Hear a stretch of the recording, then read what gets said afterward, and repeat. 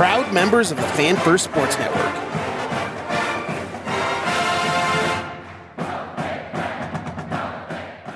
I don't look at it necessarily as a negative thing. He's trying to mold Raiola.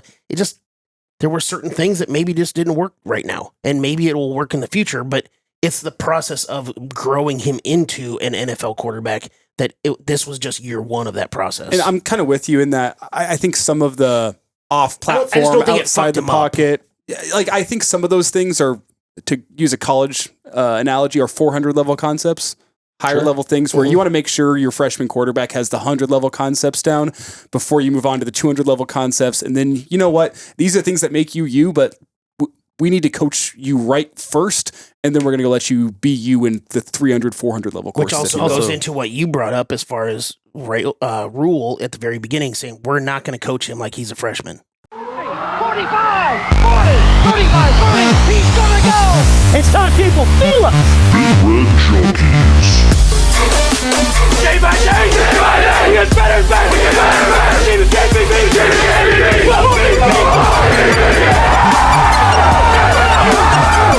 If we die, we die! Man, it's moving a child in that. Put him in the aisle. Bring that trophy back to Lincoln!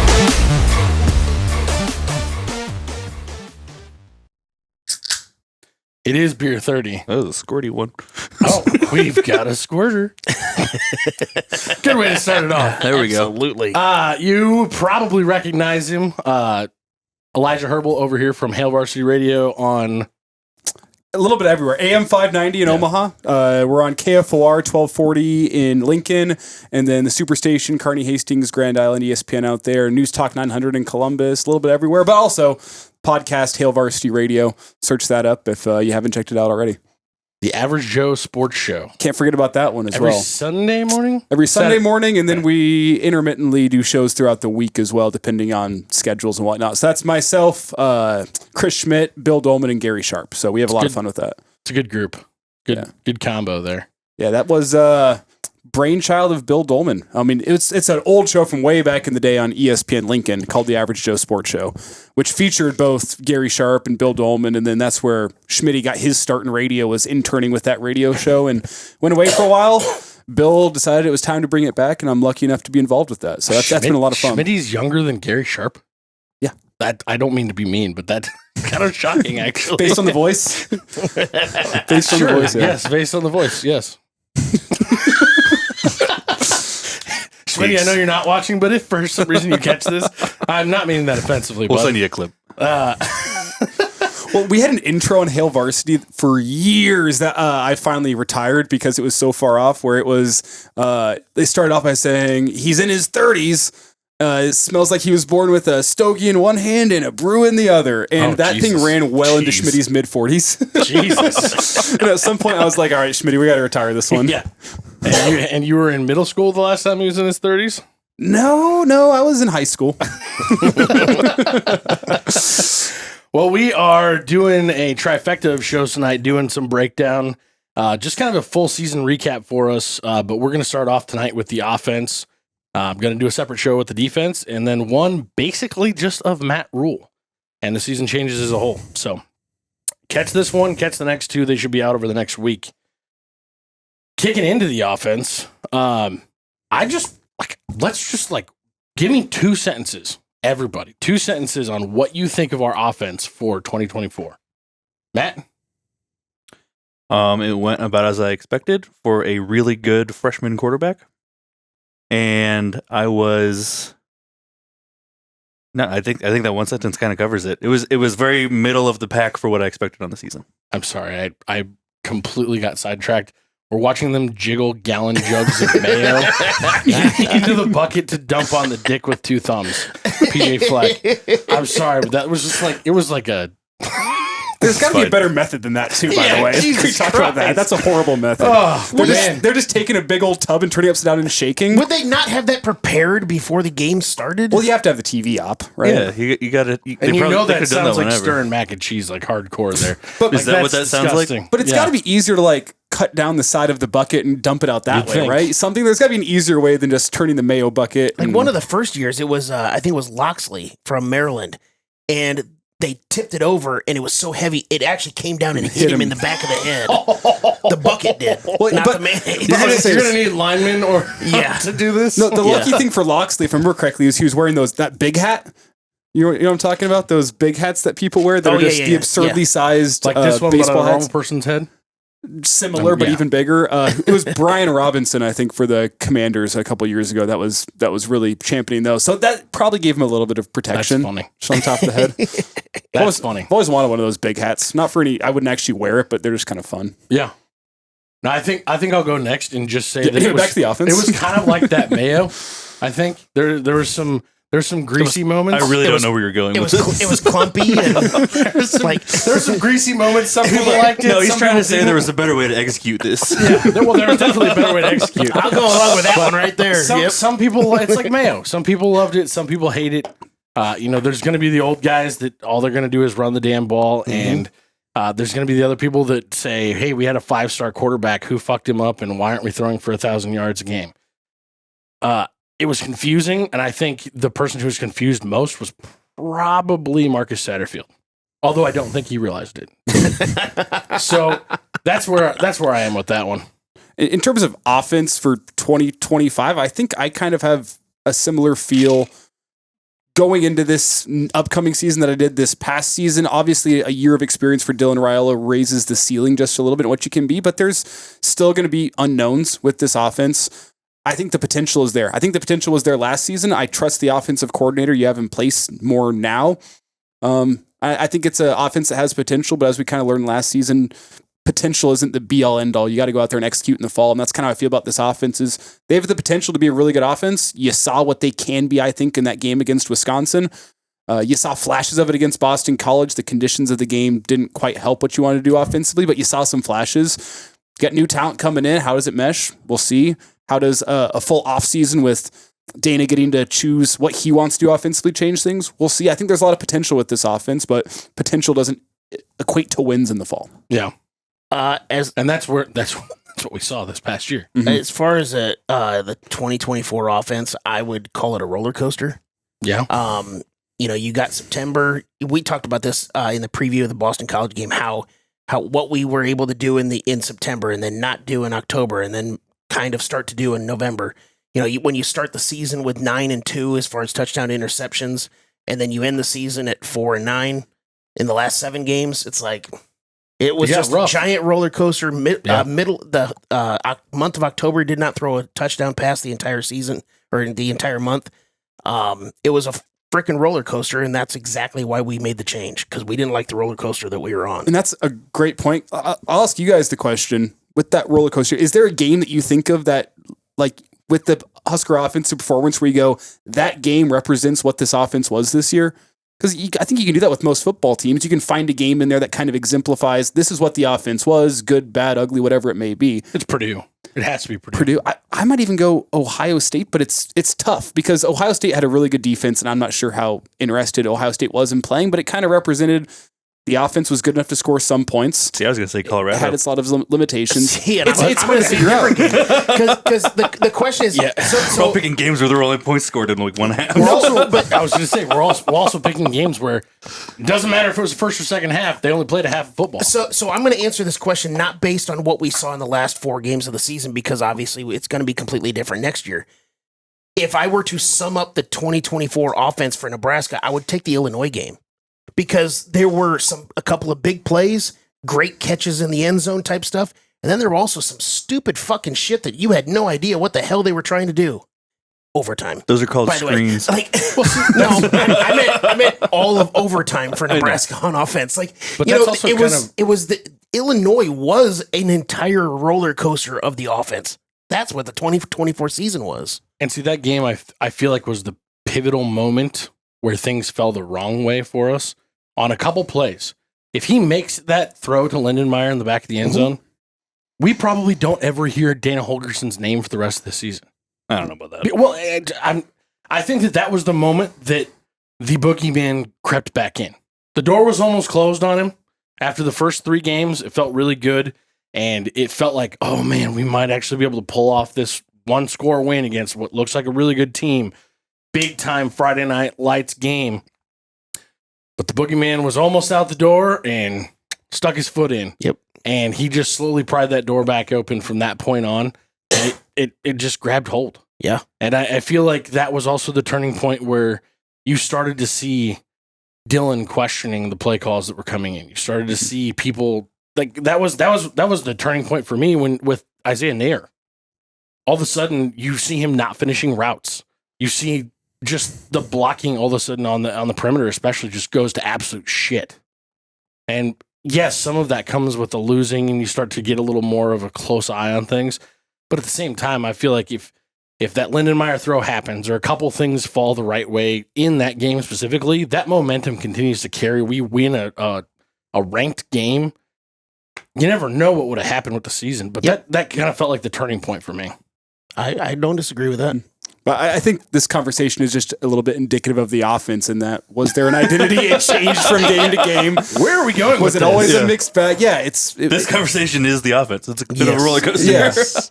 But I did ask Jed to come up, and he was pouring over stats and all kinds of different stuff, and he loves to get it. Apparently until the wee hours of the morning. Yeah, to 1 o'clock. He didn't tell us what time he started, but it was until 1 a.m. last night. 12:30. Sometimes you go on those deep dives. I've been there. They just keep on going. It's just one stat leads to another, and you look at the clock and you go, "How have I spent an hour and a half on College Football Reference?" And then you take 45-minute break, and then you go, and then during that 45 minutes, you go, "Oh, what if I go this way?" Yeah, and then it just again roller coaster. I go up and down. Like, yep. I got two things just specifically for the offense.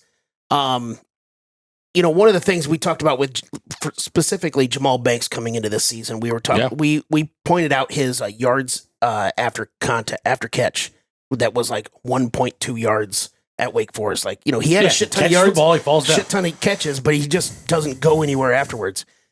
So, which, by the way, not to cut you off, but did he not look totally different in the bowl game?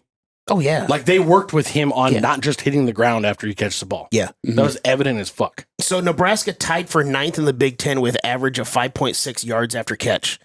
They were tied with Maryland and Wisconsin, which, middle of the pack. I don't Quite know. Literally the middle of the pack. Yeah. The thing that kind of hurts about that stat, though, is both Iowa and UCLA were better than us in yards after catch. It's like, wait, Iowa's better than anybody? Not just Nebraska. Literally anybody. And then what we thought of UCLA coming into the season. Had a couple explosive games out there. But what we thought of UCLA coming into the season, how they, we thought they were going to be dog shit with a terrible head coach and, a guy that has no experience and all that other stuff. And then they end up with a better yards after catch than we did. Again, with the explosiveness of our wide receivers coming into the season, a 5-star quarterback, all that stuff, it was like, Hey, I've been wrong before. Ask Cam Jurgens. Cam, not a center Jurgens / now Cam Pro Bowl center Jurgens. Yep. What was the other stat you had? The other one I had, it's not necessarily offense specific, it's special teams, but it's offense scoring points. I thought it was kind of interesting. We all just were horrified by the place kicking, specifically at the beginning of the season for Nebraska. We ended up with 13 made field goals on the season, which tied for the third most in the last 10 years. We had 13 in 2020, which is really bad considering we only played 8 games to tie them. 14 in 2018 and 21 in 2015. But it's like, we actually did pretty well, at least by the end of the first season. Like 6 of 8 or something like that. Well, I think you have a dude in Hull. I know we're not talking special teams right now, but you have a dude in Hull that... We're also not doing a special teams show, so sprinkle it in where we want to. I know the coaching staff really likes what they have in him. Scoring is scoring. In terms of the leg and in terms of the potential, if you can just find he him a long also was snapper, not good the problem when we missed those. No. Maybe for our first couple of his first ones. Well, no, specifically it was the Purdue game. That wasn't him. Yeah. No. The holes were bad and the snaps were bad. It was all of it. The holes, not the hole. No, the holes, not the holes. Well, doesn't that kind of underscore how ridiculous it is that Nebraska has gone however many years without having place kicking that you feel confident in? Yeah. The fact that, the multiple Which is times, weird for Nebraska. I mean, you find I know that's an old person thing to say, but It's a super old person thing to say. A community college guy in Hull who was a local kid, went to Southwest, like you're able to bring him in the offseason, and after you have to beat Alabama away with a stick to keep your other local guy that yeah. Okay. Well, and then to go back even further, I was at a New Year's party. This has been a couple days ago. Inside look here is Minnesota gets an interception on the goal line. To ice the game completely. Play-by-play here. Yeah, anyway, sorry, back to my point, though. I was at a New Year's party, and you guys remember the name Matt Waldock? No. He's the one that the year that we had like 6 kickers. Yeah. Yeah, and where did Scott Frost go and find him? The club soccer team.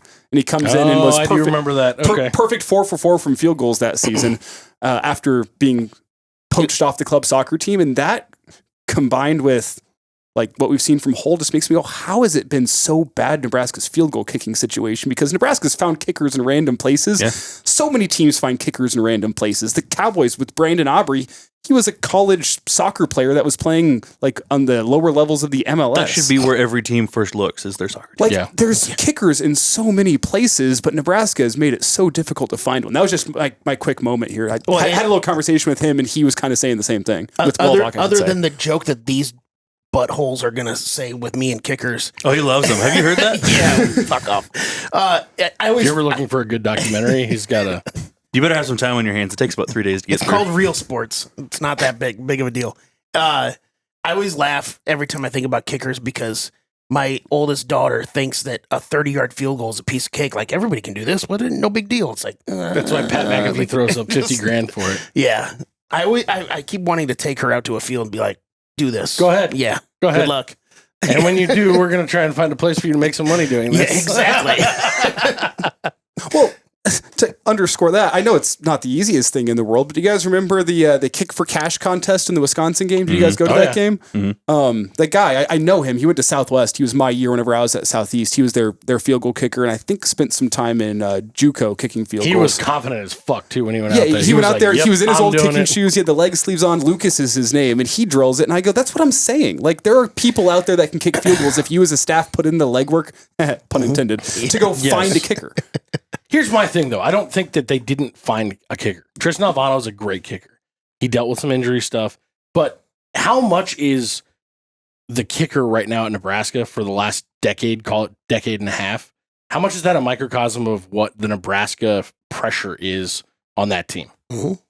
Because when it comes to kicking, it's way more of a mental game than it is anything else. That was the point of what I saw on Real Sports. Jed can get all this, but he went to a whole mini camp. It was crazy. Alex Henry missed 2 total field goals in the 3 years when he left Nebraska. He was the most accurate kicker in the history of college football. And I'm also not convinced he's a real human being. The dude could hit everything, but all of a sudden the pressure's all put on him to come in as a rookie in Philadelphia and start smoking these, and he fell apart. And he can't hit the broadside of a barn. Well, he started doing poorly, and then they also changed up his mechanics, kicking-wise, after that first season. Whenever he wasn't great, they changed up his mechanics, and he was just never good after that. Yep. So that also kind of speaks to special teams coaching a little bit as well. They came in and tried to change the guy who was the most accurate kicker in college history. That's also a piece of it, but yeah, you're right. You're getting to the NFL, the posts are just a little bit skinnier, and you got the extra pressure. You have the pressure. And Tristan Alvano, he's a vaunted, oh my God, he's kicking 54-yarders in the state championship in this stadium. We've got our kicker. That was and everybody talked about it for the fucking whole offseason like he was Dylan Raiola coming in. Well, also because previous to that state championship game, he didn't have a scholarship offer. And all Nebraska. Of a sudden, we're fighting Alabama for him. Then he kicks these field goals inside our own stadium, and everybody's like, oh my God! He can kick high pressure kicks. No, there were maybe 1,000 people in the stands. Get out of here! That's not a high pressure kick. Go fuck yourself. I'm sorry, but you can have all the confidence in the world that your team is smashing in the state championship. That's cool. But your boy that came out and kicked for cash, what's he got to lose? Exactly. That's not the same pressure. 99% of the stadium's not even paying attention. And then all of a sudden they go, dude, he hit it. Like the one person in a whole section, and then everybody cheers. That's cool for him. But he went out there. He's like, shit, yeah, I can do this. I got my old shit on. I've done this before. He's got no pressure. Whereas Tristan Alvano, who lives in the community, who's letting down everyone's mom and dad that he misses a field goal.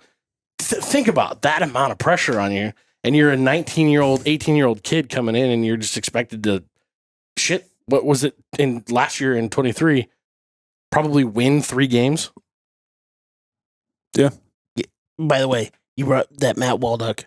That was 2019. We had 6 different guys kick a ball through the uprights. And if I remember correctly, for the entire season. And I remember correctly, he never missed one. He was 4 for 4. He was I guess Harrison Martin, whoever the fuck he is, was also 1 for 1. They were the only two that didn't miss anything. He sold me a car the other day. Probably. That whole season was wild because I think he started out with Barrett Pickering, Something who like that, yeah. who hurt his hip playing golf. Who was the number 1 kicker like when he got recruited in the If country. you hurt your hip playing golf, you're doing it wrong. If you told me this is where this show was going in the first 10 minutes. I mean, it's no Japanese baseball, but fuck.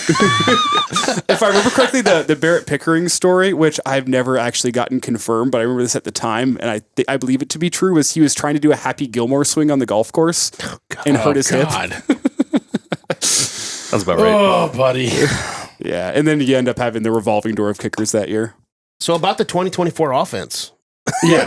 No, I was just going to say. Well, just to put a bow on it, I think whenever you're chasing 3, you need to have a field goal kicker, maybe. Yeah. I think it was just a bad number to pick, personally. But no, I do want to get into, I already referenced him just a second ago, Dylan Raiola. I mean, Never heard of him. when we talked preseason, Jed brought the numbers to bear.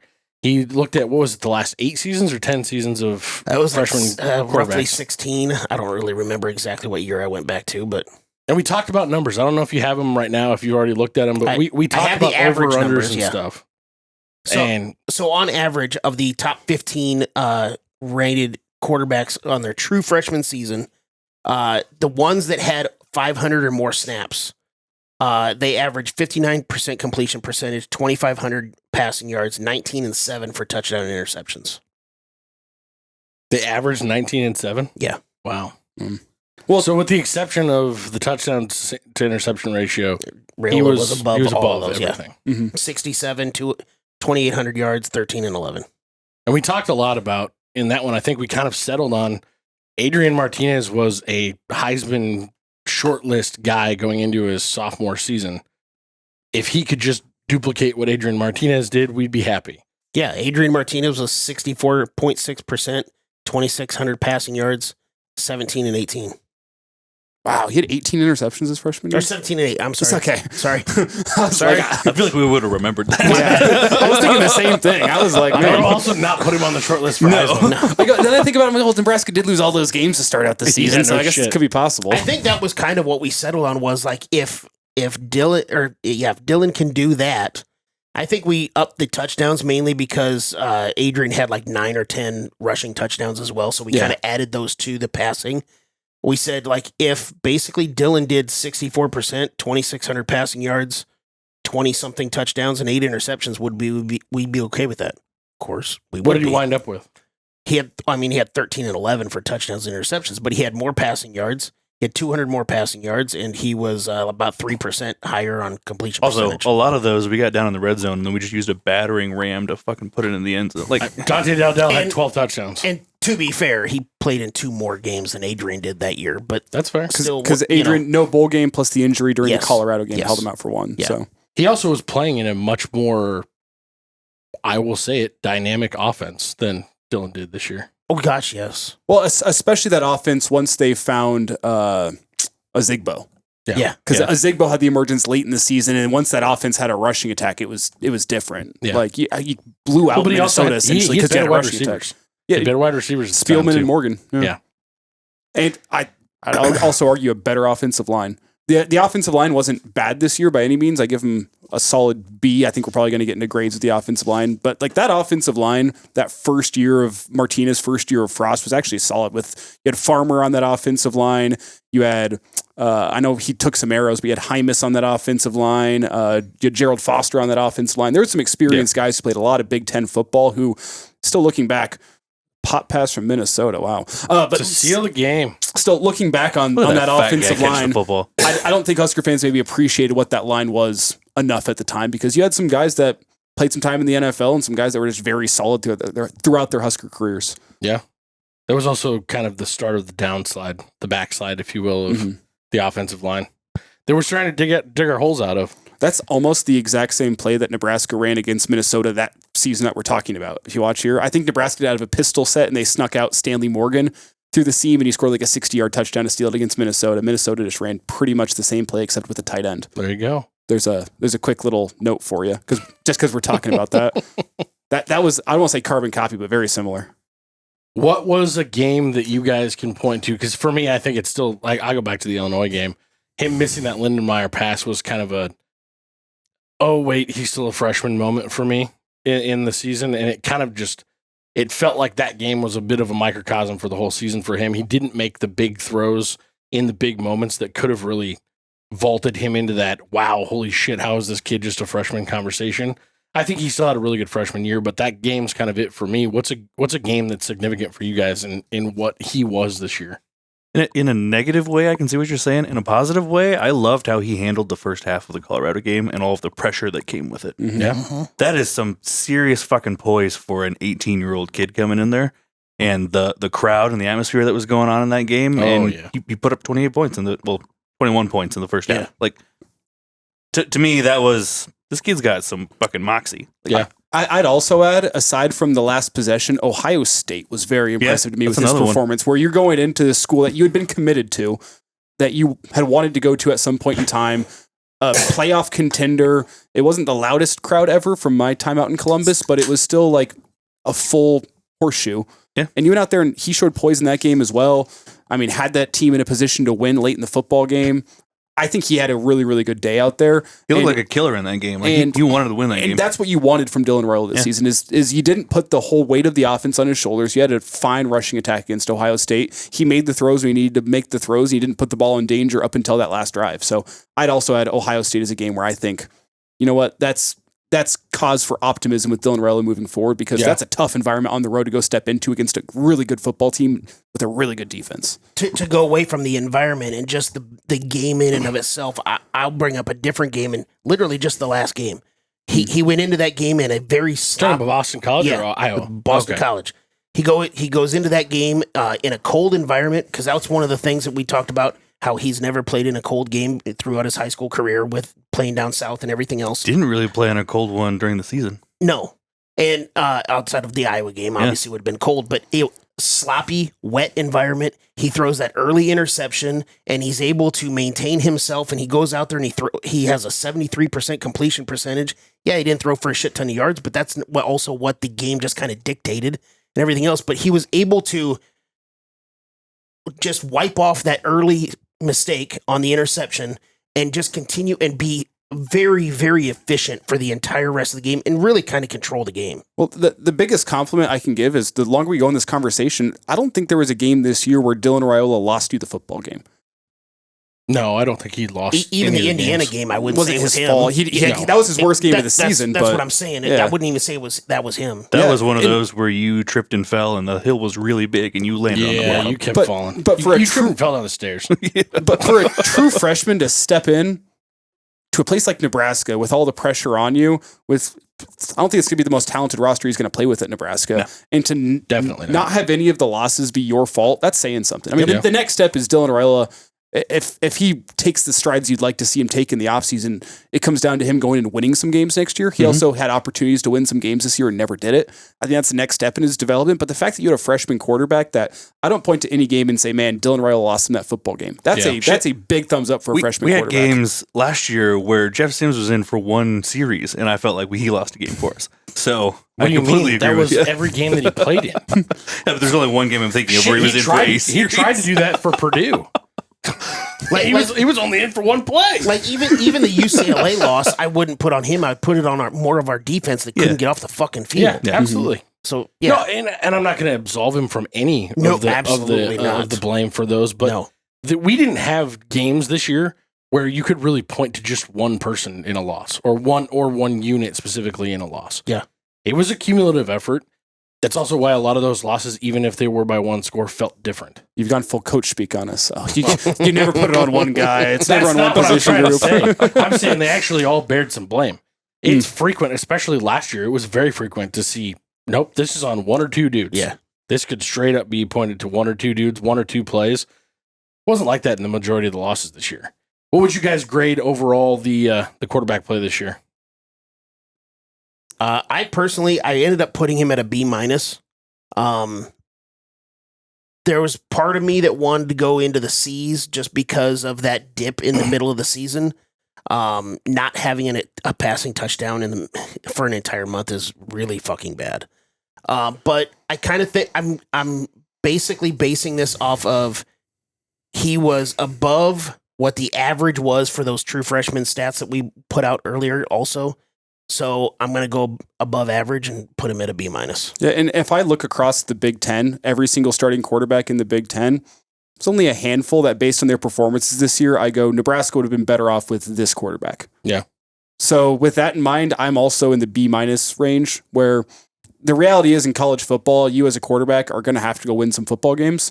You're going to have to do it. That's what I'm saying. That is the next step of his development. Like, you can't be a college quarterback playing high-level football and not have moments where you go out and win football games for your team. That just comes with the duty of being a starting quarterback at a Power 4 level. So I can't grade him too highly, but you look across the Big Ten, and I'm not even talking potential. I'm talking how quarterbacks performed this season. I think there's 4 or 5 quarterbacks I'd take above Dylan based on the performance this year. So that to me is a solid B-. Well, your point about you're going to have to go win some games. I think Bill Howard at Ohio State figured that out finally after the Michigan game. Mm-hmm. It took the entire season. It took him the whole season. Well, I also think Chip Kelly finally realized, there's let's throw the fucking ball downfield. It might have actually been some more of like Ryan Day finally taking his hands all the way off. Who knows? Yeah, the less he coaches, the better they'll probably play. Yeah. What are you going to grade out here, Matt? I'm a little bit more of a softie than these two, and I'm going to give him just a straight up B. I agree with everything you guys said. I think for a freshman quarterback, he played above the level you see from most, if not any freshman, at least this last year. So I was very happy with his performance this year. He obviously wasn't Trevor Lawrence and those types of true freshmen that we've seen in the past, but he played pretty well. So. Yeah. See, for me, I'm going to go back to Matt Rule's press conference right before game 1 and say, we're not going to treat him like a freshman. We're going to throw everything at him. We're going to let him do everything. I prefaced it with saying I was a softie. And I get that. But just like you make your picks with your brain, I'm also going to make my grade here with my brain. Oh, when it doesn't matter, you use your brain. Got it. Exactly. I'm going to go with it just slightly below you guys and say a flat C. I don't think he won us any games. I don't think he lost us any games. Mm-hmm. And I think that across college football, not taking into account age, I think he was a pretty average quarterback. He didn't fuck a lot of shit up, but he also wasn't making like I said, he didn't make the big plays this year that we expected him to be able to make. And how often did we say in the last month of the season where it's like, just fucking pull the trigger and throw it downfield? Yes. That's the biggest thing. Just let it loose. Some of the throws that he made in the first half of the season blew my mind. And then they just went away. So this is a conversation I was actually going to save to the coaching part of this. Yeah, but you did see it a little bit early in that Boston College game. You did. Where they took a couple shots. Did they connect? No, but I think Boston College, the rest of the game, had to be ready for that. They had to be prepared that, you know what, even despite these elements, Nebraska's willing to chuck it deep. It was pretty evident that they were going to stick to their game plan. And then you realize they're sticking with man coverage, which is the game plan to beat Nebraska all season long. And what does Holgerson do? Well, let's not go deep and ask our wide receivers to beat man coverage. Let's beat them with scheme. And let's go to our man beating routes. So they ran so much mesh in that football game, which is, well, why did Nebraska's offense not figure that out sooner? Because there was 6 different games, I think, based off the top of my head, where the opposing defense just went man-free coverage, which is just man coverage, single high safety. Beat him. Sometimes you're going man with 2 high safeties, and the Nebraska wide receivers just could not get open. No. Yeah. But you're not doing any service to your freshman quarterback with that. But then you have Holgerson come in, and he goes, oh, I know, I have the perfect solution. We're going to run mesh. And Nebraska ran mesh over and over against Boston College with success. Well, and you made the comment, like, some of this conversation, you were going to save it toward the end for the coaching part. But again, whether we were at the games or we could literally see them on TV, there were countless times where guys were open and he just didn't pull the trigger. That's not on coaching. So that's on him pulling the fucking trigger. But this is whether that's downfield or just a crossing pattern or whatever else. There was lots of times where he just didn't pull the trigger, didn't see it right, whatever it was. Freshman stuff. I'm not crushing the kid completely. That's where I will give him a little I'm just bit simply of pass saying, to be a freshman. My big the coaching question that I was going to bring up about this is actually just a conversation surrounding his quarterback play compared to like any of his recruiting hype videos, all those different, like you go back and look at any of his scouting stuff from his high school games. I don't remember seeing a floated duck up there. It was all cannons away. He was throwing darts down the field and he was hitting dudes. And it wasn't like he was playing with guys that were so much better than the guys we have now. It's that he looked confident in making those throws. And I'm curious because there was so much griping and so much put on Satterfield for the way that Dylan was handled for the first 9 games of the season. We have seemed to all forget that there was a co-offensive coordinator and a quarterback's coach that was involved in a lot of that decision-making. And my question is Glenn Thomas the right guy to be coaching up Dylan Raiola? Because when you look at how he was throwing stuff, especially we talked about this in like week 5 or 6, it's like, when's the last time we saw Dylan actually throw a ball hard? He was throwing everything with like the softest touch, and he was trying so hard to look like a Tom Brady or a Peyton Manning out there when that's not really his style.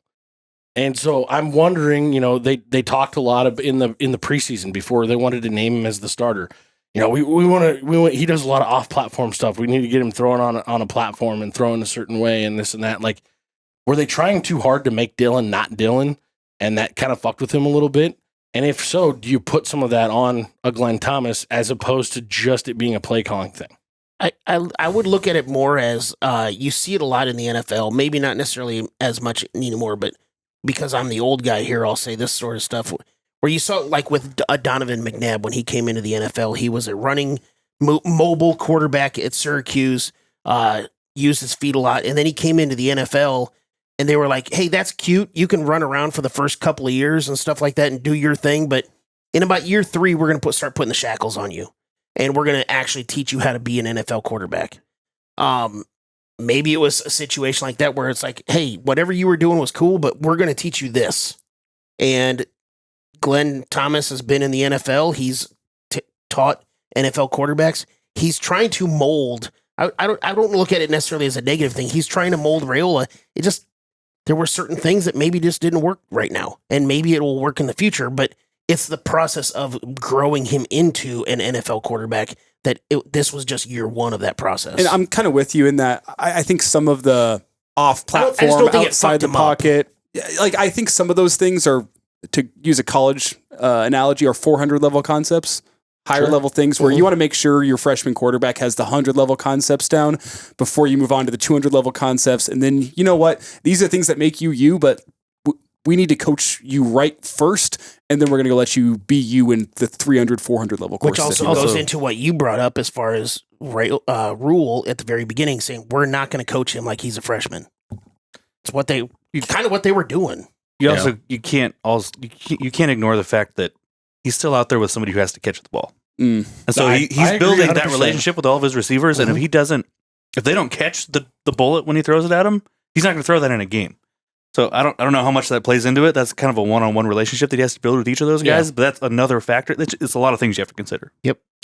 Well, you're right about the fact that he has to build that relationship with the wide receivers, and I think maybe there was a little bit more tension amongst that wide receiver group than what a lot of us realized when you look at the way that Malachi Coleman exited.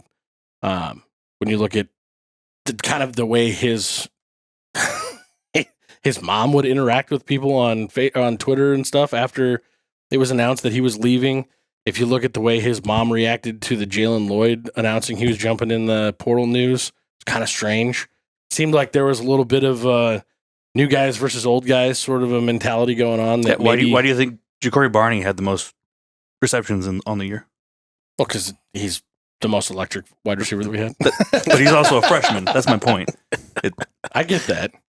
I'll just say quickly, I think there may have been varying levels of respect for the position coach within that room. You think so? I think there may have been just different guys had different relationships with the position coach, and I think some of them had more respect for what he was teaching and some of them did not. I think that shows in game film. Well, it's also kind of weird that you see like a guy like Jamal Banks that's literally they're the same calendar year age, I'm pretty sure. I don't know for sure, but it wasn't working. He's gone. I'm glad to have the guy that we have going, but as far as the wide receiver room goes, where do you guys grade them out? Is there well, first of all, I guess I'll ask, is there anybody that like really stood out to you this year other than Ja'Cory Barney? Because I think he's the obvious. He's the obvious one. Banks showed flashes. Nair showed flashes.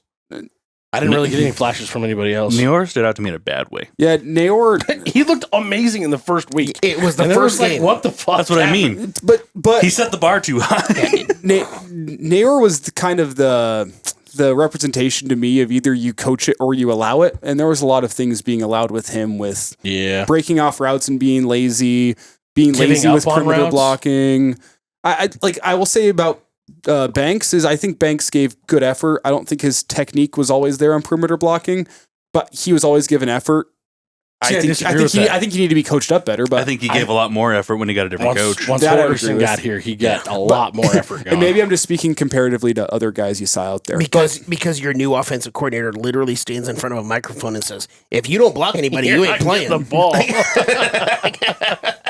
I think the conversation begins and ends with Ja'Cory Barney. I mean, he had the most receptions on the entire team. He had like third most receiving yards, barely, just behind Neor. And it's the standout performance of Ja'Cory Barney coming in as a true freshman. Well, was there anyone in the wide receiver room besides Ja'Cory Barney where whenever all the portal news was going crazy a little less than a month ago, you said, man, Nebraska's got to keep that guy? Yeah. No. Barney's the only guy I have on the list. Yeah. I was a little bit surprised to see Jalen Lloyd jump in there, but then after like digesting it for a hot second, it was like, no, that actually kind of makes sense because you just didn't see it this year. Yeah. Especially with he was a non-factor this year. Especially with how quickly Nebraska found that replacement from Kentucky. Ooh, yeah. They found their deep threat replacement very quickly. Who's they 4 were ready inches to go. taller and runs the same 40 time. I think they were ready to go with the replacement. Hey, show us something in the bowl game or we're going to have some competition for you. I think is probably what that take was. I don't know how he was able to show him anything in the bowl game. He got 3 reps. All in the first drive, to be fair. It's crazy. But at the same time, they saw what they needed to see, apparently. At the same time, when you look at the guys that came in, he was going to get buried. He was going to be, because they're talking about this guy that came, the second dude that came, I can't remember his name right now, that came in from Kentucky, not Dane Key, the other guy. Oh my God. We're seeing this? Yeah. I don't even know what's happening. Okay, so not to distract you, but it's post-game Duke Mayo Bowl time. I know this episode's releasing way after the fact. We just saw the live release. Flocka Flame? That's Flava Flav. Flava Flav was the Duke's Mayo Bowl mascot. Flava Flav. Explains why they were having him get tickled the whole game. They teased that in like the first quarter. They said that there's a celebrity inside the mascot. Which there's no chance he was in that mascot the entire fucking time. No, but whatever. Let's also add, are we really considering Flava Flav a celebrity in the year of our Lord 2024? We're considering him a celebrity that'll wear a Mayo costume. Yeah. Like, I haven't heard, Flava Flav had that one reality dating show, and I haven't heard from him since. That was, probably 20 years ago now? That was a long time ago. Oh, man. I think I'd trust my own lineman to do this way more than some rando dudes. This is weird, especially Flava Flav. Honestly, this makes me nervous. I don't want to watch. Good for Flava Flav still being alive. Oh, God.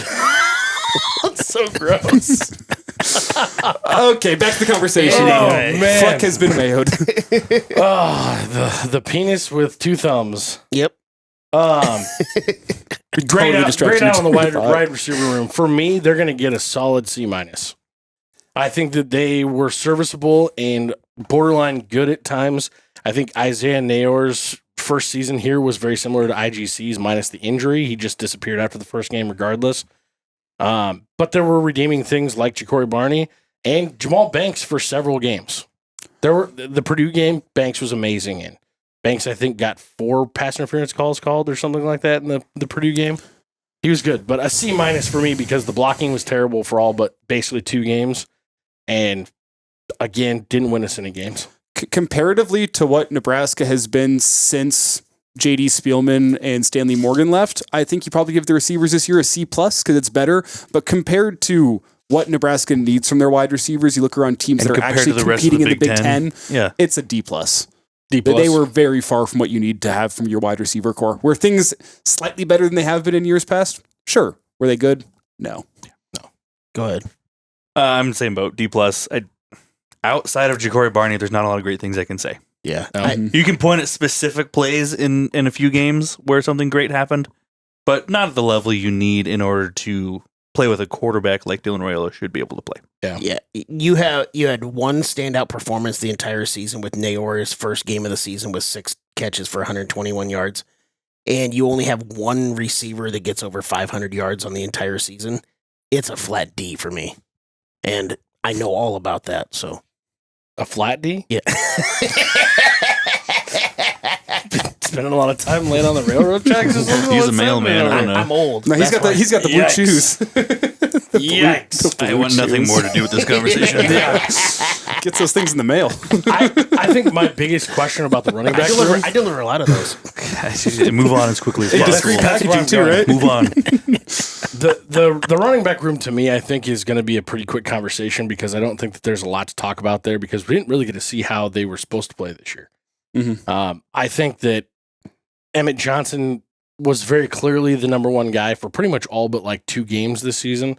Just wasn't used right until the end of the year.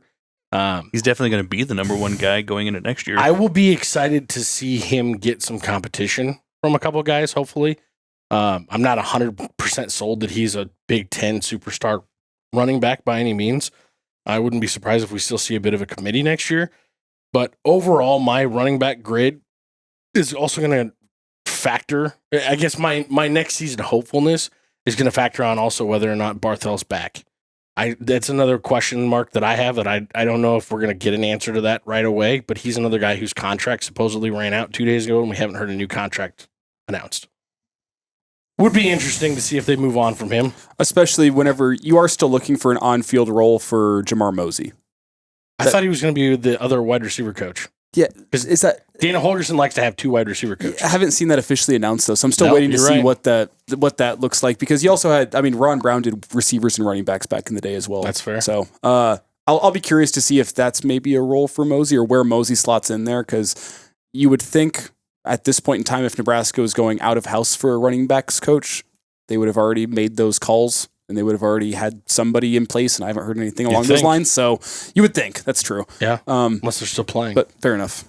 Unless they're still playing. But I guess I don't really have a game that I can even think of the running backs making a tremendous impact. There's several games where you look at like the Dante Dowdell 3-touchdown game, which he really didn't play in that game other than the 3 touchdowns. Yeah. You look at the Dante Dowdell Didi breaking little Sanders' arm. Like, that's the other memorable moment for me. That might be the highlight of all the running backs in the entire season. That might be. You know what the problem is? If he had any make you miss, he's scoring on that play. Yeah. Which, hey, he said it in the Chasing 3 episode. He was trying to send a message. So tip your cap to that. Sent, but like, message sent. You had a one-on-one with the safety. Running backs usually try to make a miss and score. Yeah. So, which that's represents who he was at Nebraska. I'm also going to throw the entire season. Yeah, and I'm going to throw out my grade with this because I don't think there's much to talk about here. I'm going with a solid D on the running back room as well, just because it was mismanaged. Yeah, I go C-. I think a lot of the success of the running game this year is more attributed to the offensive line than the running backs. Yeah. In my opinion, I think the offensive line, were they perfect? Were they Joe Moore award-winning type offensive line? No, not by any means. Did you get enough out of them? I think you got solid protection of Rolo for most of the season. You had solid rushing attack for most of the season. It wasn't anything spectacular, but you did enough that you could win football games. So with the running backs, I go C-, C, somewhere in there. And I think the issue is, from a play calling point of view, there's what you had on one hand in the running back room, and there's what you wanted to be. And Yeah. what you wanted your offense to be. And I don't think those two things meshed up. You had running backs that played the way you wanted to play, and then you had your talent. And those things did not overlap as much. And I think Emmett Johnson is the poster child of that, of he doesn't fit what you wanted to be with your offense, which is very downhill, very power, very thumper, make the defense feel you. But Emmett Johnson was the best running back in that room. I think that kind of explains the weird usage you saw with him, is he didn't fit what you wanted to be offensively, and therefore he didn't get the run he needed to get. Yeah. I put the running back room as a C. I didn't think it was good because you only have, again, kind of the same thing with the wide receivers. You had one 100-yard rushing game the entire season. Was that the Wisconsin game? Yeah. With Emmett Johnson.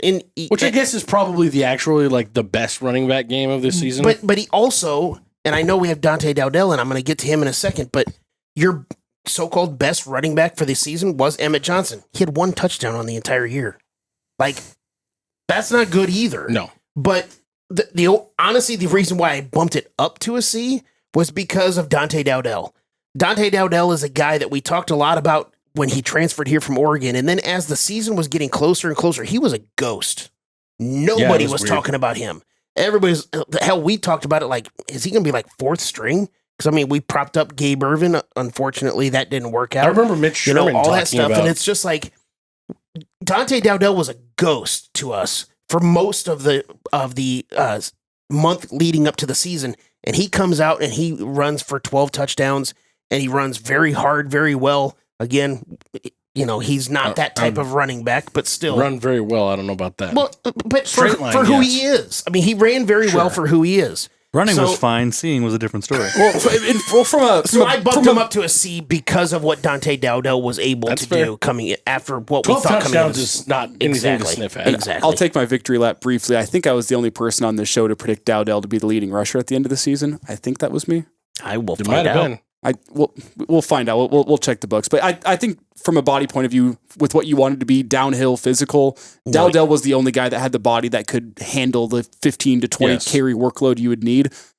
At least most carries you had Emmett. Oh, did I? Yeah.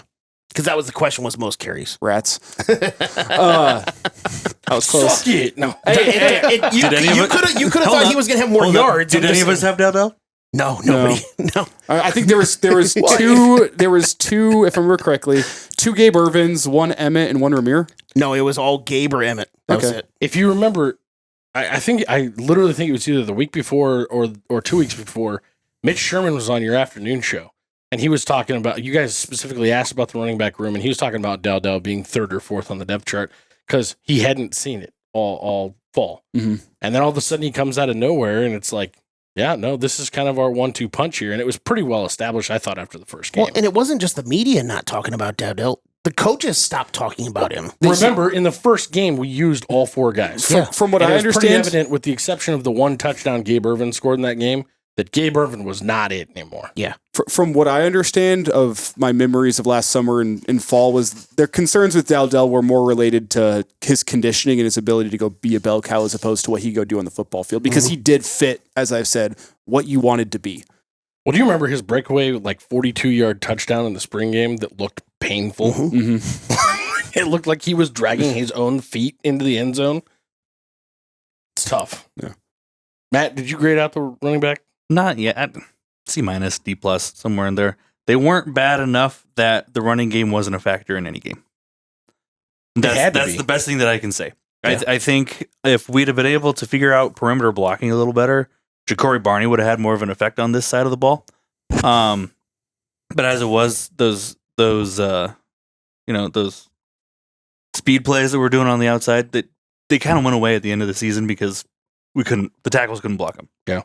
But that's more on the offensive line than anything else. I think the running back room, it's kind of like talking about how Royala didn't lose us any games. They didn't win us any games. They didn't lose us any games. Yeah.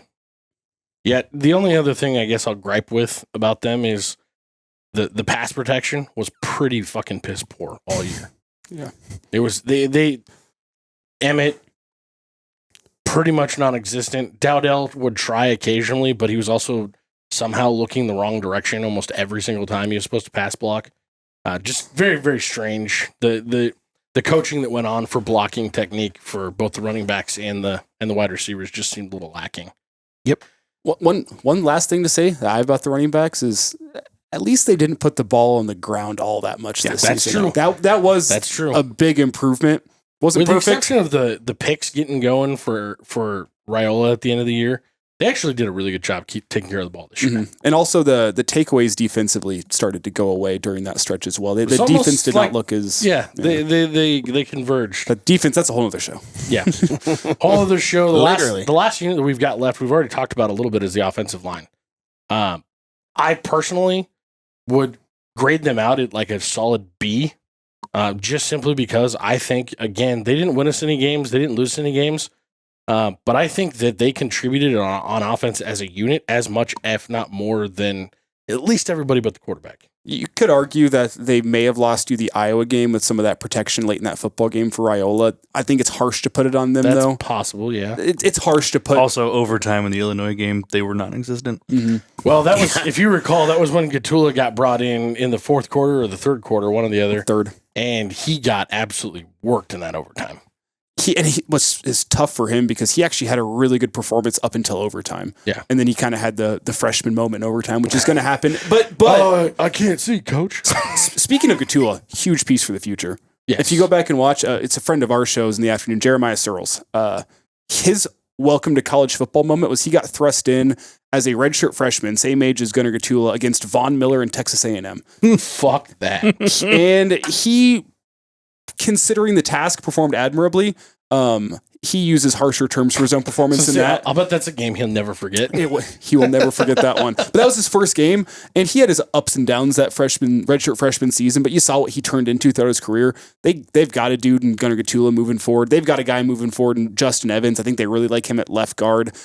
What happens with Nebraska at center next year, we'll see. Ben Scott's a guy that quietly had a very, very good season because nobody talks about the center, but the ability to kind of orchestrate the offensive line, be solid both getting up to the second level, or some teams run a nose guard, or sometimes you're sliding in protection. Like center's not an easy job. Not to mention, I understand it is his job, but there were no real issues with snaps this year. Mm-mm. Yeah. Which is huge. I mean, that's the baseline expectation for a center. I understand it's an expectation, but it is not that common to where it shouldn't at least be brought up. Yeah, 100%. I'm with you. I agree. I think the snaps that Gunnar Gatula got this year, by choice or by force, with the injuries and stuff like that, were very valuable for what he's going to be able to be in the future. Justin Evans was our most consistent and steady offensive lineman the entire year. Yeah. And great pulling too. Absolutely. Both running and blocking, pass blocking. And I think he does as much calling out coverage at the line as Ben Scott was. Well, it's kind of what the center does. I mean, I'm saying Justin Evans. Yeah, he was the guard. Well, and he formerly was a center, so you kind of got those eyes. Yeah. I'm just saying he was calling out as much, like you could watch him calling stuff out. It was good. As much as I love Ben Scott, it's kind of funny, and again, everybody can huff and puff about Pro Football Focus. I don't care. Ben Scott's run blocking score for the season was 58.6. His pass blocking was 82.1. Like, the drastic difference between, yes, he was a great pass blocker. He was great in the passing game. Running game was a little bit of a different conversation. Well, there were two different games where he got blown up, and the dude who blew him up sacked Dylan. And you called it out after the game that Pro Football Focus didn't credit him with a sack. And I was like, how the fuck did that happen? Well, one of them, he got straight bulldozed backwards on his ass. I think how many times did he get run into from Dante Dowdell? Like, maybe his back hurt and he wasn't trying to... Pro Football Focus, I think, is the one area where they really struggle is evaluating line play. They're not great there, but I will say I love Pro Football Focus whenever their numbers back up my narrative. There you go. I also always just say, as far as what Pro Football Focus, if what I just said, we should all say Pro Football Focus a couple more times. is not what you think is correct. At least they're grading everybody on that same scale, so it's all still relative. Yeah, sure. Like, you might not think that this player was that great, but it's still the same grading system for everybody. So it's like, whatever. But just back my grade, I think I'm a B with the offensive line. Ben Hart didn't take the jump that you hoped he would after what he put together last year, but he was still fine on the right side. You'd like to have an upgrade there. I think the guards played well. Gunnar stepped in and was really good given the situation he was put into at left tackle. I think the offensive line met my expectations this year in terms of, you know what? They were bad expectations. Good enough protecting Dylan Raiola. Dylan Raiola, for the most part, was not running for his life. There were some moments, but for the most part was not running for his life. The run game was not necessarily always explosive, but it tended to get north and south well, and you tended to have positive yardage on most running plays, which is more indicative based on what I saw the offensive line of the running backs, where the lack of explosive plays kind of comes back to the running backs. So overall, it's what Dana called out after the first week that he was here. Yeah. Hey, there's holes out there. Why the fuck are you guys not hitting them? Yeah.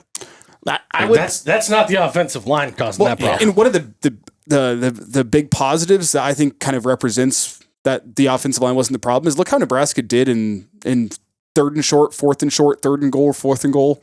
the offensive line got movement, and you were able to pick up a yard whenever you needed a yard, which that's all offensive line. Whenever it's just give it to a power back, tell them go downhill, and the defensive line knows what's coming, it's all offensive line to get except that for yard. when they get movement, and then you still try to jump over top of them. But that's another story. That's another story. Okay. I would probably We didn't see that in the bowl game.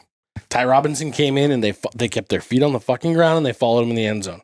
I would probably put the offensive line around that same area as the B minus, mainly because when you have Turner Corcoran go down early and you got a young kid with Gunnar Katula coming in, Don't forget you lost Prohaska 3 weeks before the season started. Then you have Henry Lutovsky come in, Mazuka in and out of the lineup for 1,000 different reasons. With a shoulder issue. Yeah, again, 1,000 different reasons why he was in and out of the lineup.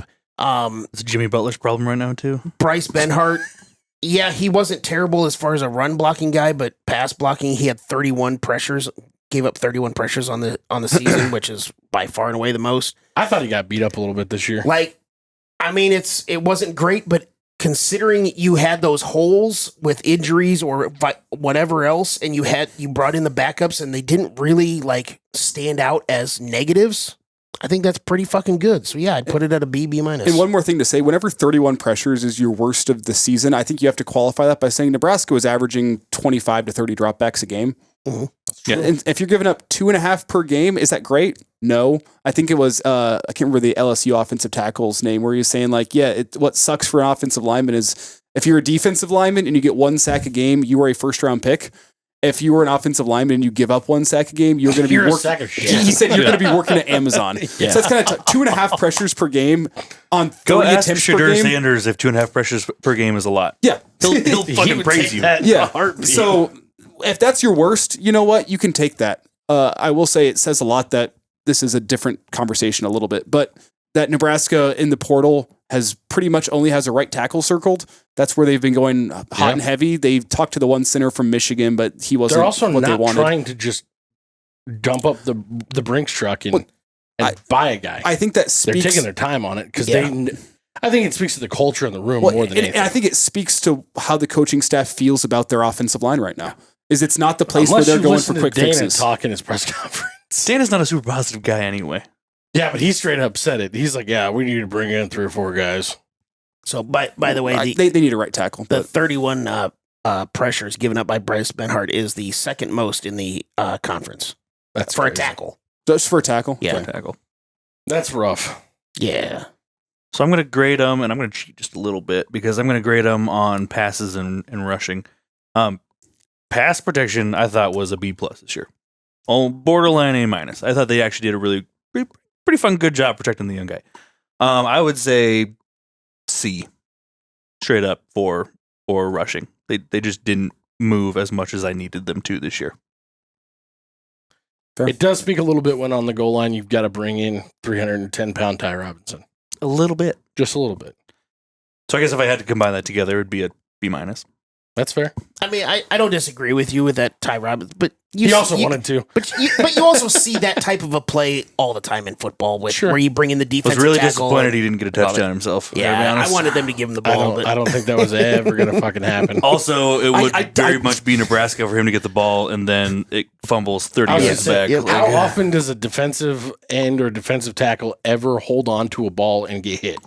Like never. Well, everybody loves a frustrated touchdown. Probably in his whole career, never. There was 3 separate times. Once against Ohio State, once against Iowa, and once I texted Schmitty during the Boston College game. All those times I turned to Schmitty and I was like, I think they're going to give it to Ty Robinson here. And they never did. I was like, damn it, catch me right once. Rule said it going into the bowl game. He said, no, we're not giving it. Well, he laughed when he literally was like, yeah, I know he wants it. It's not going to happen.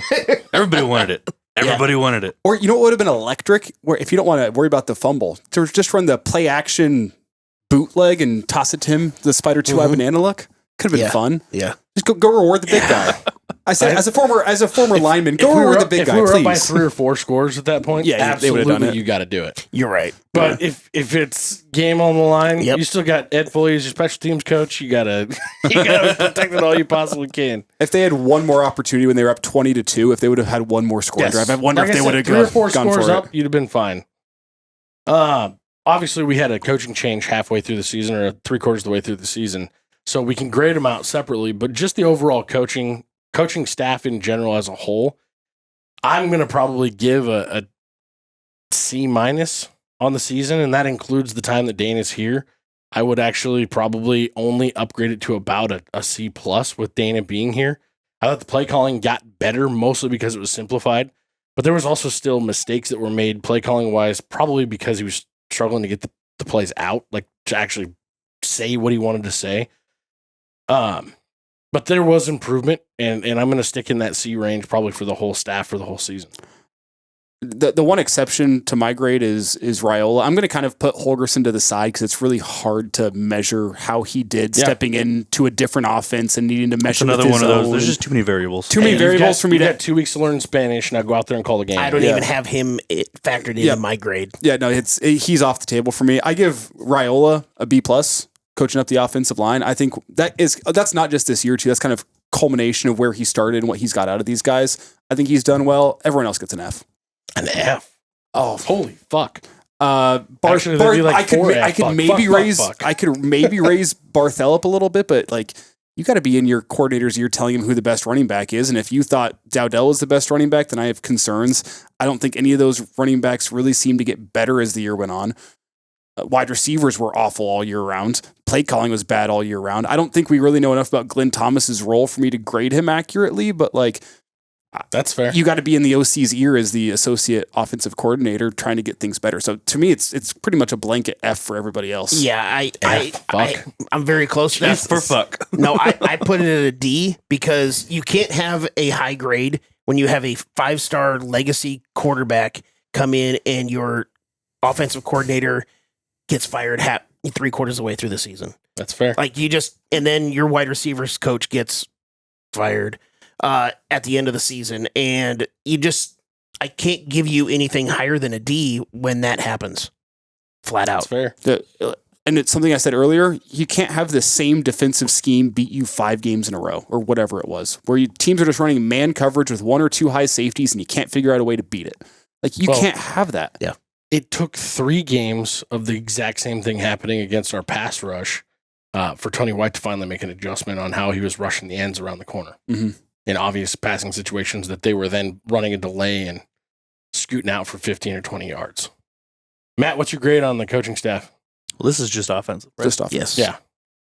Yeah, I can't really disagree with anything that these guys have said. It's pretty blunt and aggressive, but like I said C- for the season. Yeah.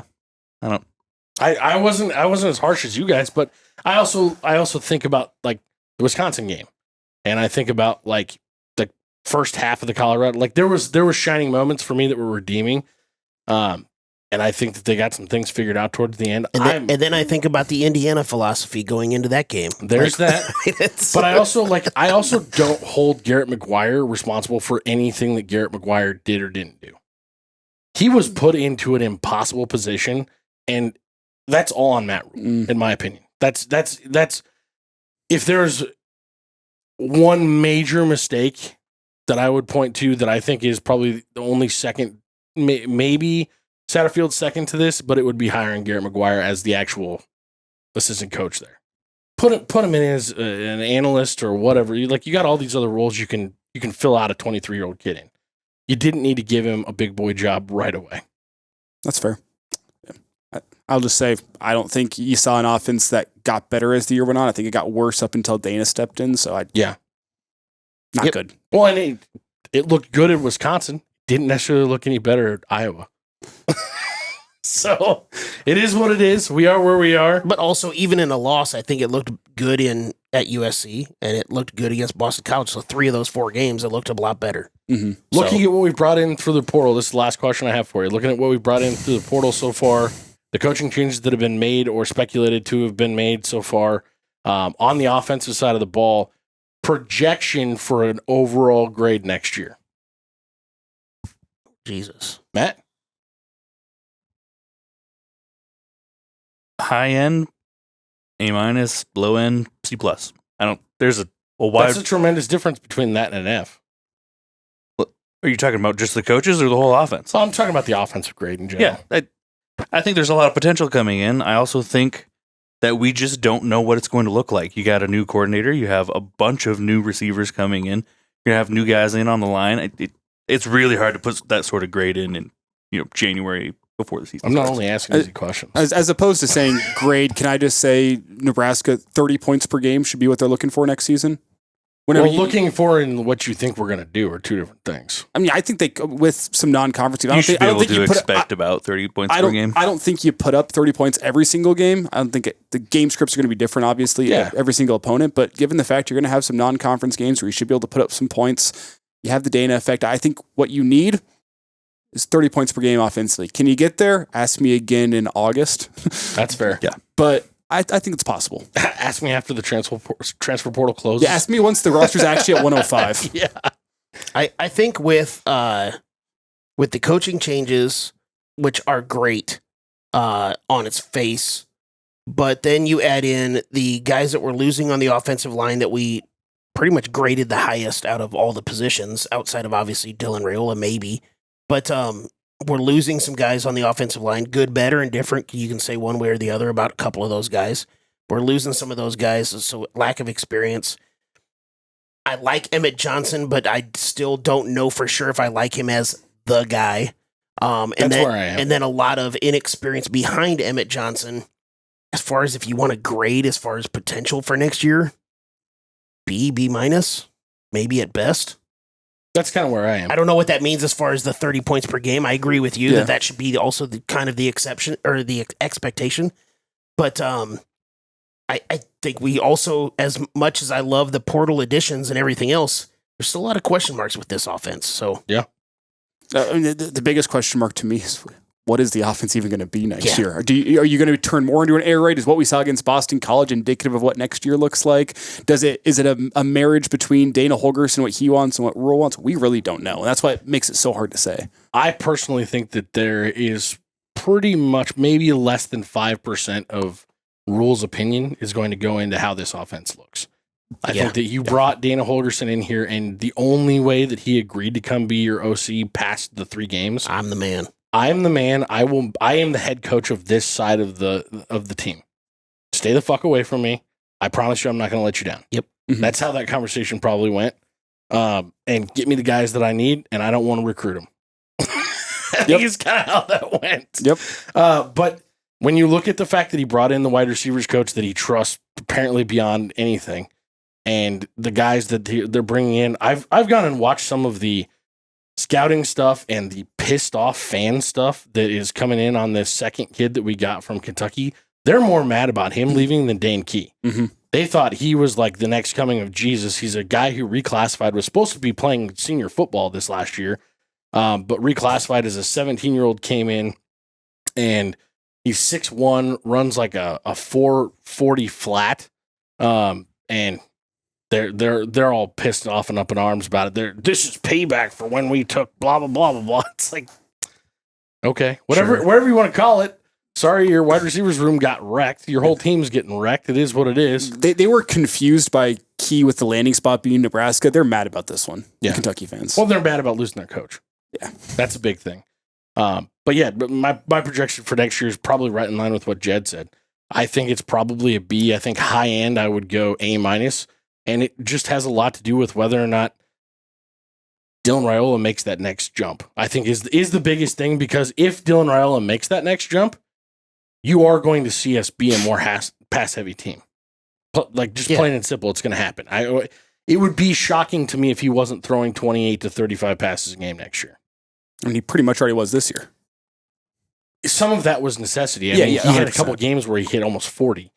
But at the same time, I could see us having a lot more of a controlling offense next year. Jed's pulling it up. Being 65% thrown.